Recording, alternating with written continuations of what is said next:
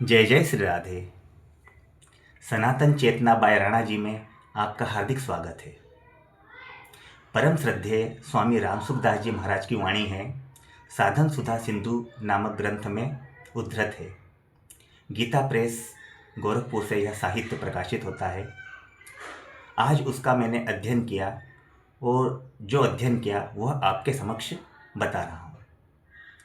दो वस्तुएं होती है, एक होती है प्राप्त और दूसरी प्रतीति।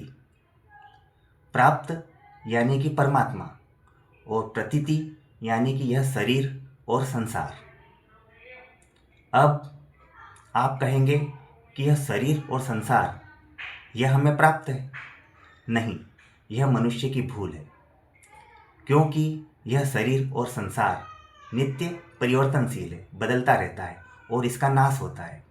यह प्राप्त दिखाई दे रहा है परंतु प्राप्त है नहीं। लेकिन मनुष्य की भूल क्या हुई है, उसने इस शरीर और संसार को प्राप्त मान लिया। और जो नित्य प्राप्त है, जो हमेशा से प्राप्त है, वो है परमात्मा। क्यों? क्योंकि वह मिलने और बिछुड़ने वाला नहीं है। वह हमेशा एक रस है, अपरिवर्तनशील है, अविनाशी है और सदैव वर्तमान है।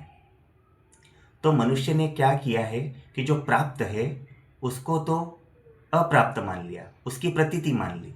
लेकिन जो प्राप्त नहीं है, नाशवान है, मिटने वाला है, बहने वाला है, परिवर्तनशील है, उसे प्राप्त मान लिया है। अब आप सोच कर देखें, आपका स्वयं का अनुभव होगा। आप सोचें कि जो आपका बचपन था क्या वो अब रहा? जो आपकी युवावस्था थी क्या अब वह रही? और वृद्धावस्था होगी, उसके पश्चात यह शरीर समाप्त हो जाएगा। तो क्या आप इस शरीर को पकड़ के रख सकते हैं? क्या आप इस संसार को पकड़ के रख सकते हैं? यह नित्य निरंतर छूट ही रहा है। तो जो हमसे छूटने वाला है उसे प्राप्त कैसे माना जाएगा? राइट? जिस प्रकार और जो परमात्मा है उसे प्राप्त करने की आवश्यकता ही नहीं है, वो तो हमेशा से ही प्राप्त है, लेकिन उस ओर हमारी दृष्टि नहीं है, इसलिए हमने परमात्मा की प्राप्ति में कठिनाई मान ली है। जबकि परमात्मा प्राप्ति सुगम है। सुगम भी इसलिए कहा जा रहा है क्योंकि उसको प्राप्त करने के लिए कुछ नहीं करना है। कुछ नहीं करने का अर्थ यह नहीं होता कि आलस्य, अकर्मण्य हो जाए, प्रमाद करें। केवल स्व में स्थित होना है। स्व में स्थित होना मतलब कुछ न करके चुपचाप हो जाए और किसी भी चीज़ का चिंतन न करें, परमात्मा का भी चिंतन न करें। क्यों? क्योंकि परमात्मा का चिंतन करेंगे तो अपने को परमात्मा से दूर मानेंगे, क्योंकि जिसका चिंतन करना है और जो चिंतन कर रहा है, दोनों में भेद हो जाएगा, दोनों अलग अलग हो जाएंगे। जीवात्मा और परमात्मा अलग नहीं है। तो हमें स्व में स्थित होना है, क्योंकि हमारा जो होनापना है वह जागृत हो, स्वप्न हो, सुषुप्ति हो, समाधि अवस्था हो या मूर्छावस्था हो, हमेशा हमारी सत्ता विद्यमान रहती है। लेकिन यह शरीर और संसार हमें इसलिए दिखाई देता है क्योंकि हम प्रकृतिस्थ है। प्रकृतिस्थ पुरुष ही सुख और दुख का भोक्ता बनता है।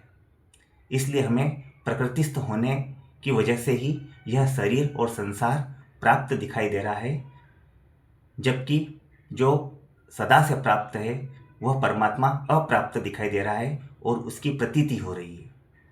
इसलिए अब हमें क्या करना है? प्रकृतिस्थ न होने के बजाय स्व में स्थित होना है। यानी कि इस शरीर और संसार को नहीं है यह करके जानना है। क्योंकि शरीर और संसार, इसको जानने वाला कौन है? मैं यानी कि स्वयं, जो इस शरीर के भीतर शरीरी है, देह के भीतर जो देही है, इस क्षेत्र के भीतर जो क्षेत्रज्ञ है, वह इसको जानने वाला है।